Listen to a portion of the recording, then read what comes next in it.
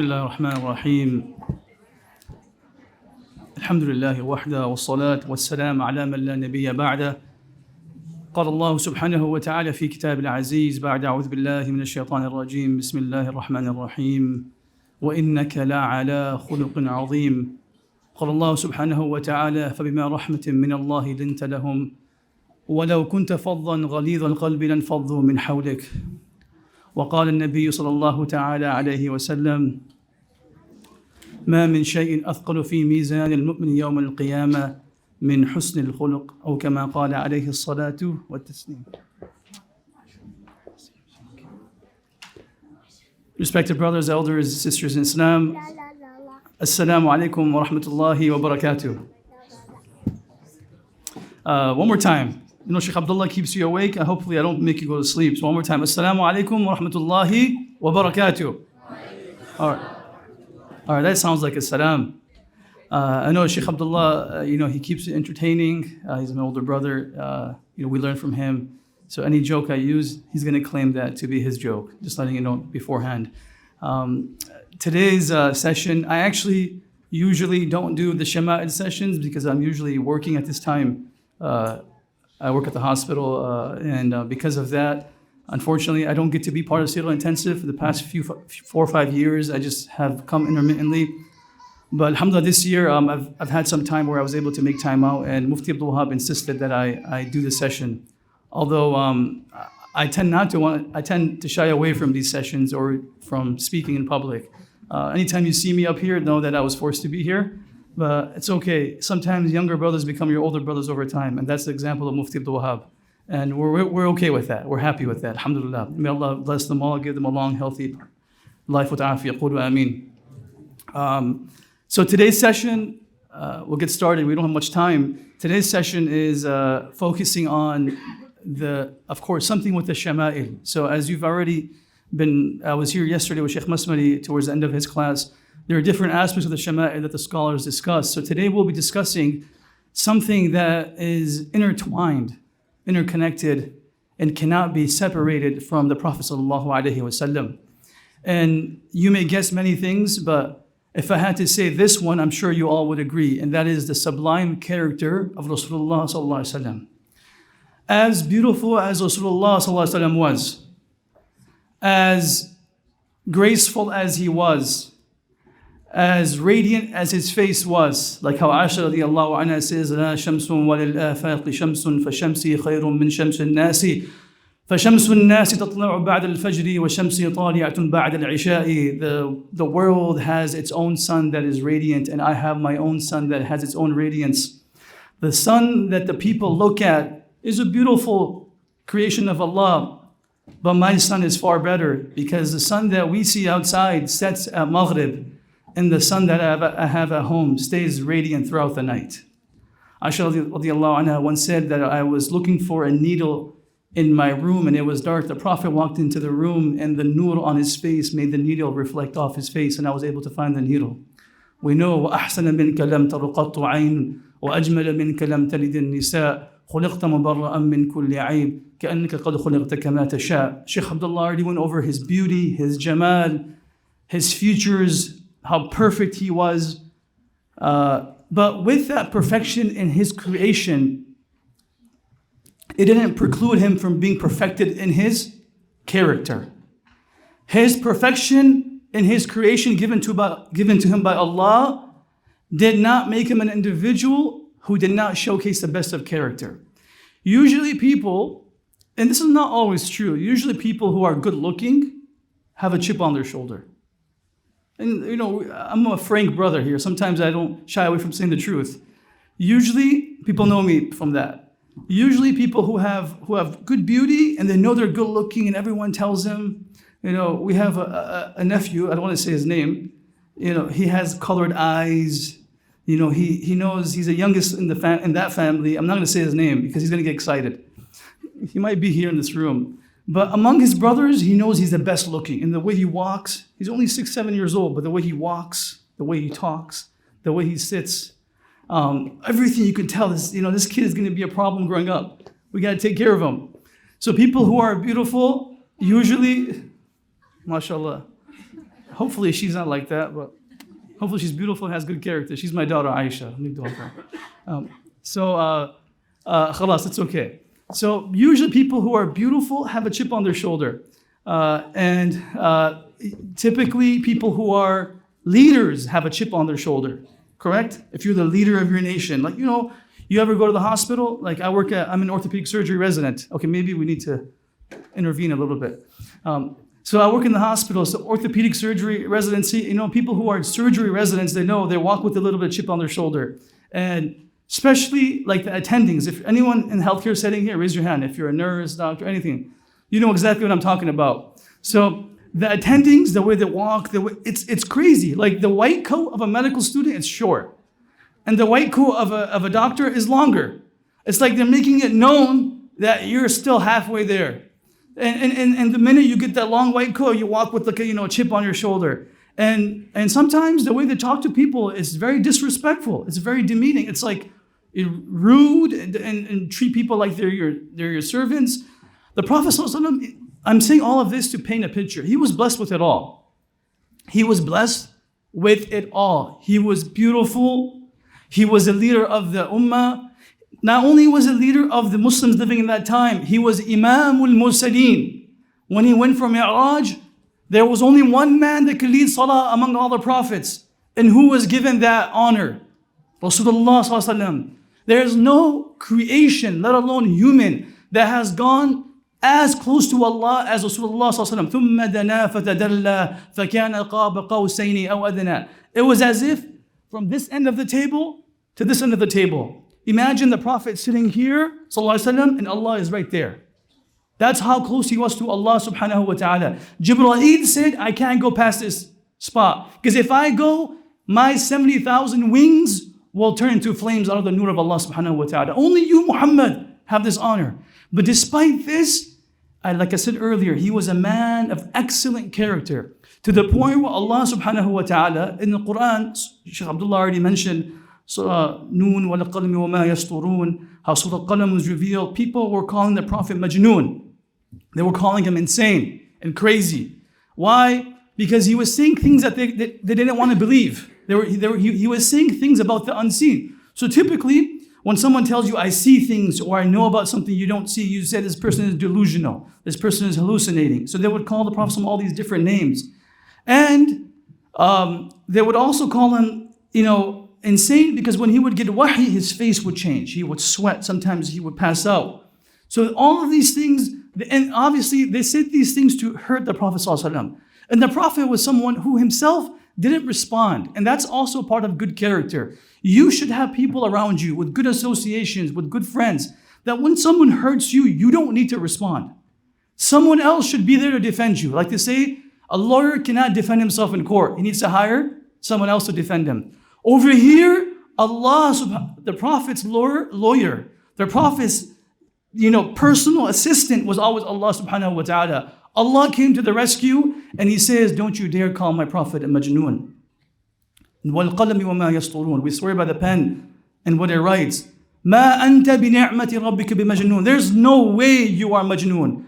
And right after saying this, Allah says, you know what?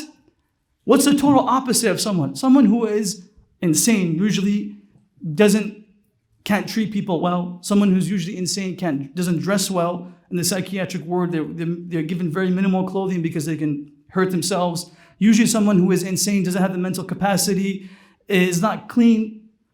Over here, Allah is saying, you know what? I'm going to let it be known that you are the polar opposite of what they're calling you. وَإِنَّكَ لَعَلَى خُلُقٍ عَظِيمٍ. Or Habib, or Rasulullah, وَإِنَّكَ. Indeed, inna is also from takhsis, for emphasis. Innaka, ka is referring to you. La is also for takhsis. Ala also for takhsis. So basically, 4 ways where Allah is emphasizing before He's about to say something. So Allah is already emphasizing in this Arabic grammatical beauty of the Quran in 4 different ways by simple letters, emphasizing that I am going to say something very important. La ala khuluqin azim. Indeed, you are on sublime character.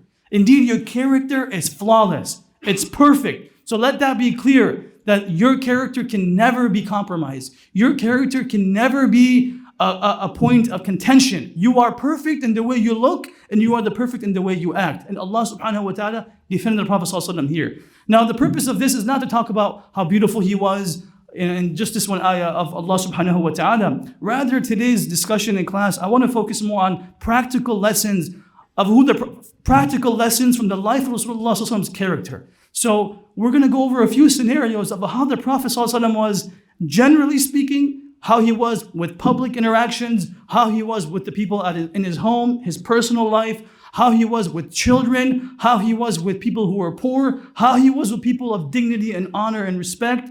All of these things, the Prophet knew how to treat people accordingly. And this was the beauty of the Prophet ﷺ, that he knew how to behave in that scenario. He knew what to do in that place and that time. So Rasulullah ﷺ, starting off with the importance of character. The importance of character, we can hear any Jummah khutbah and you will learn more from a Jummah khutbah talking about akhlaq.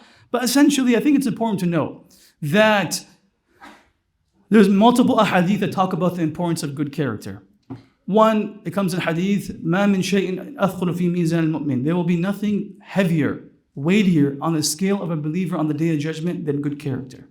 Meaning the heaviest thing you can think of, we think of, is, sometimes we think of as fasting, salah, we think of hajj and umrah, great, and they have their own reward, don't get me wrong. But this hadith is specifying that the heaviest amal, the heaviest act will be good character. And the reason, the ulama talk about the reason for that is because one bad action or one bad comment in umrah or in fasting can take away the reward of that umrah or that fast. True or not?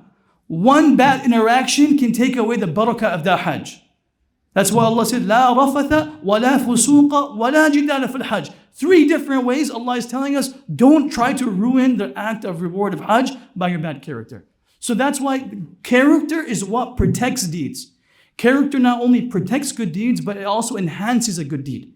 Good character can make something that is very simple become much more beloved in the eyes of Allah subhanahu wa ta'ala. The Prophet ﷺ said in hadith, إِنَّ الْمُؤْمِن, that indeed a believer can attain the level of someone who is fasting all day and praying all night simply by being a person of good character. Being a person of good character. And he's not negating that someone shouldn't fast in the day or someone shouldn't pray at night. But again, the moral is that if you fast in the day and if I fast in the day and I pray at night, but I'm a terrible person with my family, if I'm a terrible person with my kids, if I'm a terrible resident at work that doesn't follow instructions, it's not honest, lying, cheating, disrespectful, there's no point. There's no barakah in that fast. Because that fast is supposed to help you be a better person. That the tahajjud is supposed to help you become a better person. And this is also, I will talk about it later, it doesn't mean that people sometimes like to, like I said, I'm pretty straightforward, that he doesn't pray, he doesn't fast, and all Ramadan he doesn't fast, but he has good akhlaq. That's not what we should be saying. You understand what I'm saying? People sometimes twist it and say, he just said good character is all we need. No. These ahadith are giving us an example of how good character or how bad character can ruin good deeds. It's not telling us to not do those good deeds. So of course, many times we have someone that we know, he doesn't pray as much, she doesn't fast as much throughout the year, but they have good character. That's fine. But when it comes to the 5 basic pillars of Islam, the fara'id, there is no compromise. No one can compromise and say, I'm not going to pray my 5 times prayer, but I will have good character. I'm going to smile at each other. I'm going to smile at my mom. I'm going to take care of my parents. No act of worship can replace that fard salah that we're supposed to pray. Let that be very clear from the get-go. Nonetheless, Rasulullah sallallahu alaihi wasallam, he was, Aisha radiallahu anha, subhanAllah, she was asked about 14 different occasions by different people. One Urwa bin Zubair, her nephew, she was also asked by Qatada rahimahullah, who was another tabi'i. Multiple companions and tabi'in asked Aisha radiallahu anha the same question. كيف كان خلق النبي صلى الله عليه وسلم? Describe to us the character of the Prophet صلى الله عليه وسلم. Just tell us how he was. Just tell us how his character was. We want to know the secret. We want to know the truth. Not how he was in the masjid, but we want to know how he was at home. And that's why they asked the wife. They could have asked Abu Bakr radiallahu anhu. They could have asked Umar radiallahu, who was always by his side. But they chose to ask the wife who spent the most time with him. And who did they ask? Aisha radiallahu anha. What did she say? كان خلقه القرآن. His character was the Quran. In one narration she says, ألم تقرأ Surah Al-Qalam? Have you not heard, read Surah Al-Qalam? وَإِنَّكَ لَعَلَى خُلُقٍ عَظِيمٍ. Have you not heard that verse? The Prophet was a depiction, was a manifestation, was a personification of the Quran itself. The Prophet was the, how I had a teacher when I was in high school, any math question, any calculation you would ask him, he would say it right away. Two-digit multiplication, three number multiplication, whatever it was. I struggle with one or two. He would do like 25 times 366 and he will know it right away. So we would say this person is a walking, talking calculator or mathematician. The Prophet was a walking, talking Quran. All of the beautiful qualities in the Quran that you read and that you will ever recite until the Day of Judgment, all of those beautiful qualities and characteristics that Allah mentions in the Quran, Wallahu yuhibbul muhsineen, about generosity, about forgiving, all of them were in Rasulullah sallallahu alaihi wasallam. And all of those bad qualities where Allah is saying refrain from these were not in the Prophet sallallahu alaihi wasallam. Meaning he was the perfect example of what the Quran is and what we should all aspire to be like, inshallah. So that was her answer. And then she actually, in different narrations, she has this beautiful narration. Actually, Allah said that ما كان أحد أحسن خلق من الرسول. There was no one better in better character than the Prophet ﷺ. ما دعاه أحد من أصحابه ولا من أهل بيته إلا قال. This narration made me cry. No one ever called him from his companions or from his people of his household. Meaning, no one ever called to the Prophet. Whether for us it's a phone call, it's a text message. At that time, it was no one ever asked him something or called on to him, except that he would say, لبيك. إلا قال لبيك. Those are the same words we say in Umrah and Hajj to Allah. Oh Allah, we are here. Oh Allah, we are present. Oh Allah, we have answered your call. The Prophet used those same beautiful words to reply to people who would call to him. How many times is someone trying to say something to us and they have to repeat the same thing 2, 3, 4, 5, 6 times to get our attention? Our mothers are talking to us and we're too busy, on our phones. And by the time she asks us the 6th time, it's too late. By the time, like I said earlier in a different lecture, I said, when someone calls you, it's okay to pick up the phone call. And if you're busy, it's worth texting them back and saying, hey, I'm sorry, I'm busy, I'm at work. How is everything going? And I said this earlier, even if they're calling, maybe they're calling because they need some help. And now you have the opportunity to help them. Perhaps they're calling because they just want to check in on you. And that's okay. How would you feel? How would I feel if I find out that friend that I missed his call last night, the next morning he passed away? How would you feel? How would I feel? The Prophet ﷺ never let that opportunity arise. Every time someone called him or asked of him, he would say, Labbaik, I am available for you. And mind you, no one can ever say, well, we're busy. There was no one busier than the Prophet ﷺ. There was no one with more responsibility than the Prophet ﷺ. But he still found time for the general public. He still found time for people. Going ahead, just talking about, there's so many other hadith, but just going about how the Prophet was with his family. Shaykh Abdul, I'm sure he spoke about, he's spoken about how he was with his family, with his children, with his wives. But Aisha radiallahu anha, she said in the hadith, the Prophet said, خَيْرُكُمْ خَيْرُكُمْ لِأَهْلِ. We've heard this before, that the best of you are the ones who are the best to their family. The best of you are the ones who are best to their family. وَزَادَ, and he said, مَا أَكْرَمَ النِّسَاءِ إِلَّا كَرِيمٌ وَلَا أَهَانَهُنَّ إِلَّا لَئِيمٌ. Anyone who looks after, who gives respect to women, that person himself is a respectful and honorable person. Basically, he's saying only an honorable person knows how to give honor to a woman. And only a disgraced person is one who disrespects women. Meaning he's giving this clear warning and encouragement that, look, if you want to be a kareem, if you want to be honored in the eyes of Allah, learn how to honor your women. And if you want to be the opposite, if you want to be someone who's not looked at by Allah subhanahu wa ta'ala, who is disgraced, then khalas, then treat your woman bad. The Prophet ﷺ said in the hadith, again, multiple hadith, خَيْرُكُمْ خَيْرُكُمْ لِلنِّسَاءِ. The best amongst you are the ones who are good to women. He says, أَكْمَلُ الْمُؤْمِنِينَ إِيمَانًا أَحْسَنُهُمْ خُلُقًا. The people who have the best character have the complete iman.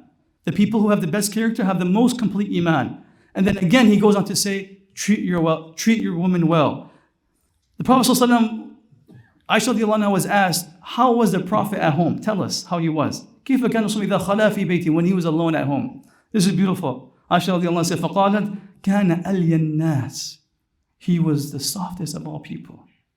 بساما, he was always smiling. ضحاكا, he was laughing with us. لم يرى قط مادا رجلي بين أصحابي. If there were guests in his house, you would never find him leaning back with his legs sticking out of respect for his guests. You know how we lean back sometimes with their legs like this, crisscross or open, right? The Prophet ﷺ, even in his own house, wouldn't do that if he had his companions around him. That's how mindful the Prophet was. But you know, the first part is beautiful. كان ألين الناس. Even in his house, where people sometimes change their colors. You know, people at work, nice, they're so kind. Oh, and then, you know, they're nice to the nurse, the circulator. They're nice to, you know, the residents. They're nice to their patients. Everyone thinks, oh, this resident, oh, this doctor is so sweet, so kind. This nurse never gets upset.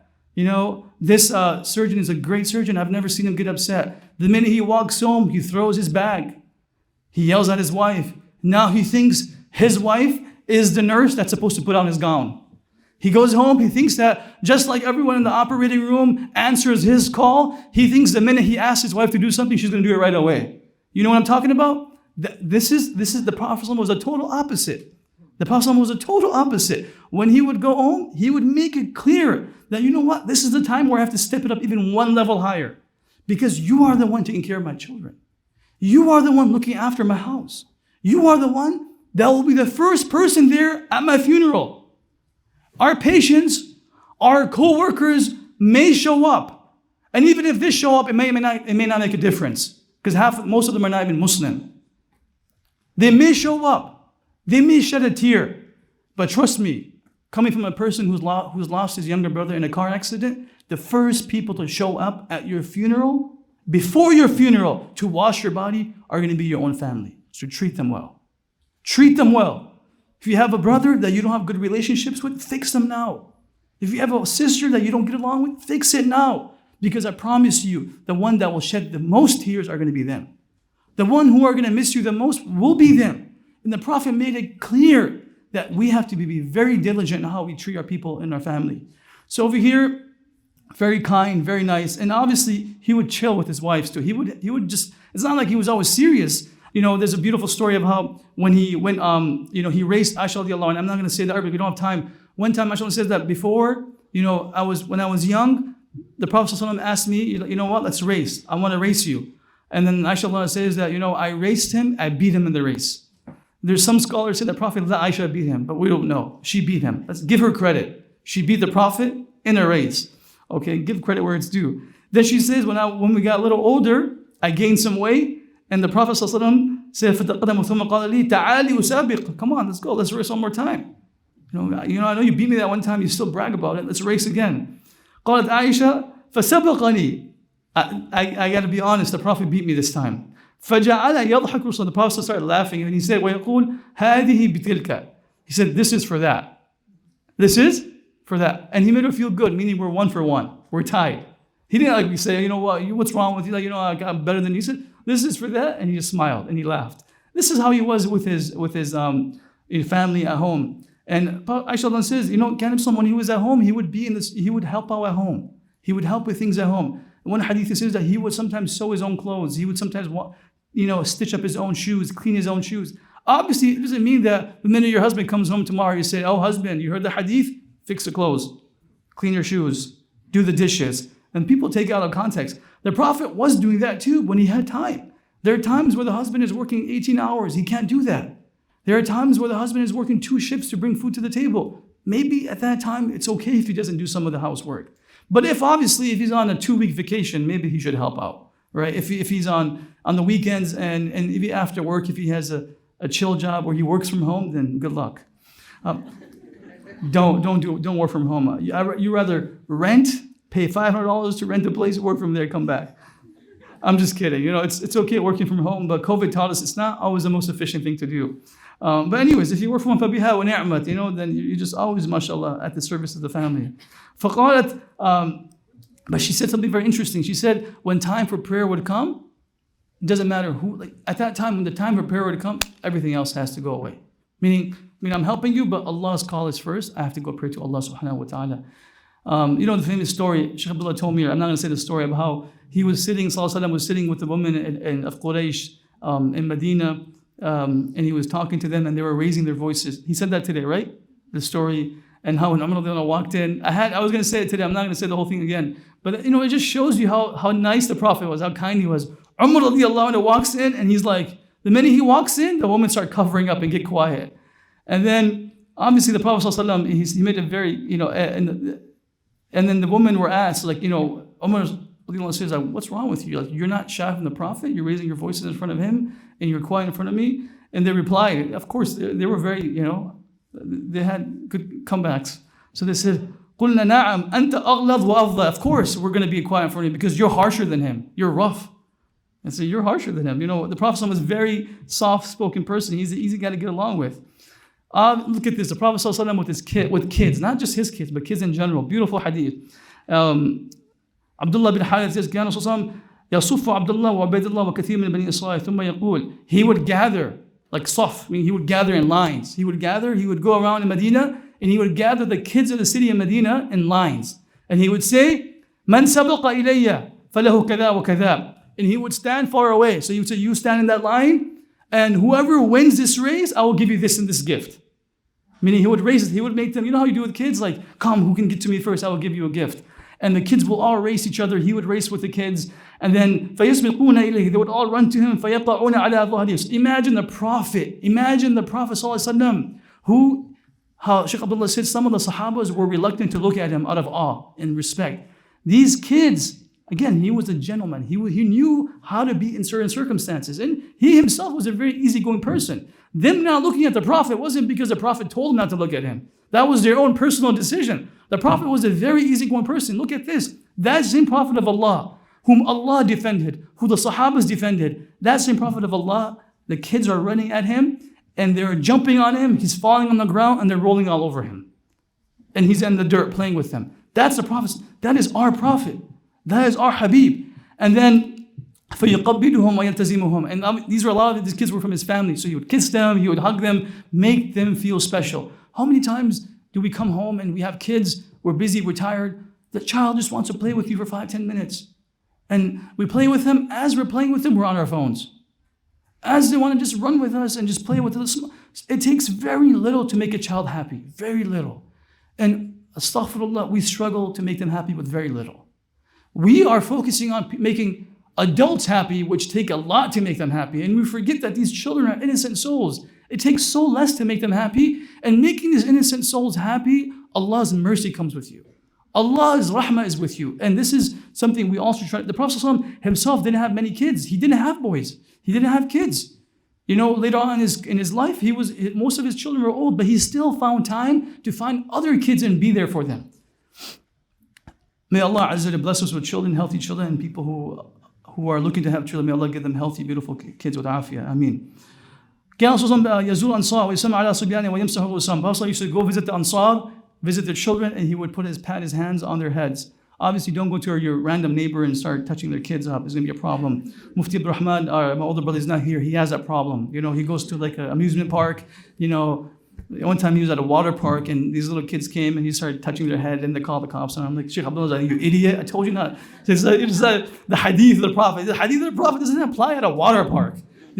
So like this guy, you'll see Mufti Abdul Rahman a lot. The kids come, you hug them, you touch them. My brother's like, keep your hands to yourself. Obviously he doesn't mean anything bad. It's just everyone. And Shaykh Abdullah is a little different. He's very careful because obviously he's the elder brother. Mufti Abdul is like that too. He's not here. He also, hugs kids, even though he doesn't know them. He hugs them like he's his own kid. Some parents don't mind. Some parents do mind. But if you're a Muslim parent, don't mind. If honestly, for the most part, obviously, you have to be careful in this time and age. But like, if someone just pats your son on the head, someone just kisses them on the head, don't be so sensitive. Like, it's okay. If someone is doing, give them husnul dhan. Yes, if they start hugging them, kissing them, and squeezing them, and do something, then it's your job as a father or mother to be careful and diligent. But most people are not like that. The Prophet ﷺ, obviously showed us that it's part of sunnah to visit the orphan, pat your head over an orphan, to be kind with children. And obviously if you give kids candy, sometimes grandmas are always giving kids candy. That's okay. They have the easy pass. But when other children come, be careful. Like, you don't want to give a child some candy or some food without knowing if they have certain allergies. I know I'm a little from that side. She'll probably be like, what's wrong with you? It's okay. But like, giving them candy, sometimes parents get offended. Why'd you give my child candy when she hasn't had sugar in 2 years? That's just, some parents are like that. So it's always good to ask parents, be a little careful and mindful. Now going ahead, the Prophet ﷺ, one time he was walking into Medina from a trip. Ja'far radiallahu anhu, the story how he passed away, and then his children were young when he passed away. Ja'far radiallahu anhu, the cousin of Rasulullah sallallahu alaihi wasallam, Ali radiallahu anhu's brother. So his son Abdullah bin Ja'far radiallahu anhu says, he came back from a trip, and then I was able to get to him first, meaning I saw him first. So the Prophet ﷺ picked me up and he grabbed me like this. And this is a nephew basically, he hugged him. And then who came next? Hassan radiallahu anhu came next. He's also a kid. And he's like, you know what, Grandpa, you got to hold me too. So the Prophet ﷺ put him on his back. And he said, it was me, the Prophet, and Hassan on his back. We were riding the camel, entering Medina. People are like, oh my gosh, look at the Prophet. He has a kid in the front and he has a kid in the back. That's who the Prophet ﷺ was. One hadith, the Prophet ﷺ used to prolong his ruku. Has anyone ever had their kids jump on them on their back when they're in sajda? Anyone? Raise your hand. I have. My daughter, this one right here, she likes to do flips. So, you pray. I was in sajda. This happens multiple times. One time I was in sajda. She came and she did a front flip off my back. Mufti Abdul was in salah with me on my right side. I'm not sure if he broke his salah, but I thought I heard a oh. I thought I heard that. I may be wrong. He was like, because I didn't flinch because I know who she is. She's gonna be fine. She's landed. She's like, oh. And when kids say, I'm okay, usually they're not okay. So she woke. He's like, I'm okay, I'm not hurt. I'm like, I'm not sure. You gotta pray again, but because he was shocked. He's like, I'm like, this is okay. When it's your own kid, your own kid. So Rasulullah sallallahu alaihi wasallam, and that was my fault. I should have stayed longer. The Prophet would go in sajda and stay in sajda long, just so Hassan and Hussein can climb on him and pray, play with him. And this was not against khushu in salah. This was who he was. He knew how to do it with khushu and having the children play on his back. Even one time he was giving khutbah. Hussein radiallahu walked in. He came off the member. He grabbed him and put him next to him. And he made dua for his son. And over here, one more hadith. One time he was, it was Hassan or Hussein. The narrator says, I can't remember who it was. One of his grandchildren, he came in, the Prophet said, climb on me, like basically jump on me. And the child, Hassan or Hussein, jumped on him where the kid's feet were on his chest. So standing on his chest while he's on the ground. And the Prophet grabbed them and he hugged him and he said, I love him, so Allah, you love him as well. Oh Allah, I love him, so you love him too. This is how he was with children. The Prophet was a person who would smile. He was we hear about all the tragedies he went through, but even then, despite the tragedies, he found a way to smile. As they say, it takes more muscles to frown than to smile. This is an anatomical medical fact. I'm not making this up. It takes more muscles to frown than it does to smile. And the Prophet ﷺ was a person, Abdul bin Harith, مَا رَأَيْتُ أَحَدًا أَكْثَرَ تَبَسُّمًا. I have never seen someone who would smile more than the Prophet ﷺ. He's saying, I have never met anyone who would smile more than the Prophet ﷺ. Jarir bin Abdullah radiallahu anhu was a beautiful Sahaba, very good looking Sahaba. He says, مَا حَجَبَنِي نَبِيَّ صلى الله عليه وسلم. He says, whenever I asked the Prophet for anything, he always said yes. And منذ أسلمت, since I became Muslim, وَلَا رَآنِي إِلَّا تَبَسَّمَ فِي وَجْهِي. And whenever we would see each other, I was smiling and he was smiling at me. Shaykh Abdul said the other day, when the Prophet would walk in into a gathering, what did he say? He said everyone would be like looking down and be, kind of like in awe and respect. And Umar and Abu Bakr would be looking at the Prophet. وَهُوَ يَتَبَسَّمُ إِلَيْهِمَا وَهُمَا يَتَبَسَّمَانِ إِلَيْهِ. Remember that part? Where he said Abu Bakr and Umar would be smiling at him and he would be smiling at them. This was the sunnah of the Prophet. It is absolutely a sunnah to smile. Obviously, not like if someone obviously it's all contextual. Common sense says, someone's going through a tough time, someone lost a relative, someone is going through a rough situation, you don't just start smiling in their face. Maybe that is a time to show empathy and just either have a neutral face or show some sad emotion to be empathetic towards someone else. So everything is contextual. The Prophet, yes, there were times where he was quiet. Yes, there's a hadith that talk about he was da'im al-huzn. He was always concerned. He was always worried. But again, that's very contextual. He was worried and concerned about the ummah for the most part of his life. But other than that, he still found time to smile. How was he with people when they would meet him? Abu Hurairah says, لم يكن أحد يأخذ بيدي فينتزع يده حتى يكون الرجل هو الذي يرسله. Whenever the Prophet would meet someone, if someone would shake his hand, he would be the last one to remove his hand. Meaning, as long as the person wanted to shake his hand, he would keep his hand there. Meaning, he was the last one to remove the hand. And whenever أقبل على بوجهي, whenever someone would meet him, so if someone would come here and meet me here, he wouldn't look like this. He would turn his entire body this way and talk to the person chest to chest. And research has shown that when you look at someone with chest to chest, as opposed to just face to face, that has a lot more impact on social well-being than just looking at face to face. This is research. It shows that a person is able to tell, and speaking of smiling, there was a research study that came out of Duke in 2008, I believe, that showed, they had a research study that showed the participants were shown pictures, and with the picture came a name. So they would show a picture of like myself and says Abdul Aziz, and then they would show another picture of me smiling, which Shaykh Abdullah doesn't think I do. Shaykh Abdullah, if he has not made fun of me yet, he will make fun of me one day that he has never seen me smile, and that to make me smile, he has to put money like in a machine to make me smile. So if you ever hear that joke, don't laugh, okay? So anyways, there was a picture of someone smiling with his name and a picture of someone not smiling with their name, correct? And they found that the participants were able to recall better the ones who were smiling as opposed to the ones who weren't smiling, which shows that the hypothalamus, the hippocampus is an area of the brain that helps with memory recall. So when you meet people, when you are smiling and when they're smiling with you, you have a higher chance of remembering that interaction, of remembering their name. And that's how impactful smiling is. And just speaking of being kind and gentle and hugging, there's so much research that shows that people who hug for at least 6 seconds or more, they have a higher level of oxytocin that's secreted. And oxytocin is a hormone that helps you feel better. And this is unfortunately, nowadays, people always like shake your hand, half handshake, they hug you. Like I always say, I don't want people to worry about death, but like imagine this is the last chance you will get to meet this person. How will you hug that person? How will you meet that person? That should be your interaction with your friends and family members. And even people you don't know. Obviously the same gender, brothers, I know what you're thinking. All right. The Prophet ﷺ, when noble people would come, and there's multiple stories how when people from different tribes, when their leaders would come, he wouldn't just although he was a simple man, he had ways of showing them love.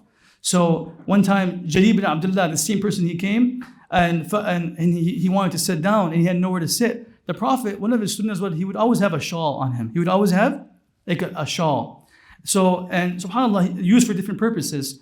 And there's a lot of hadith that talk about how he had a shawl. In Badr, he was making dua, the shawl fell off his shoulder. Abu Bakr came behind him and grabbed him and said, Ya Rasulullah, yakfika rabbuka munajat. Like, that's enough. Allah will answer your call. So over here, Shaykh bin Abdullah came. The Prophet, he was sitting in a gallery. He's a very chill person.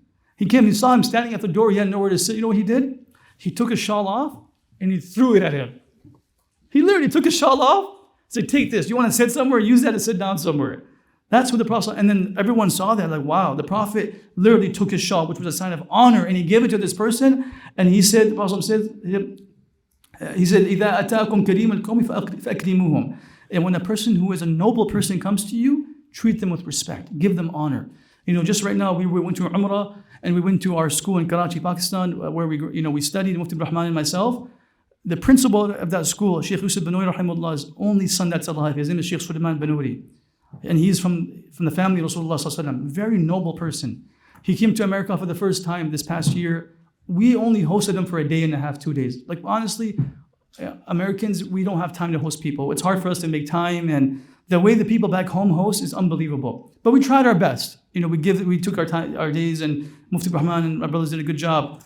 When we went to his school, where he's like a big shot, where he doesn't have time for anyone, essentially this man showed us this hadith. Literally, he said, I have reserved this entire day for you. I am ready to sit with you until night. I'm not going to get up. Got food. He made his own people from his house, like the women folk make food for us.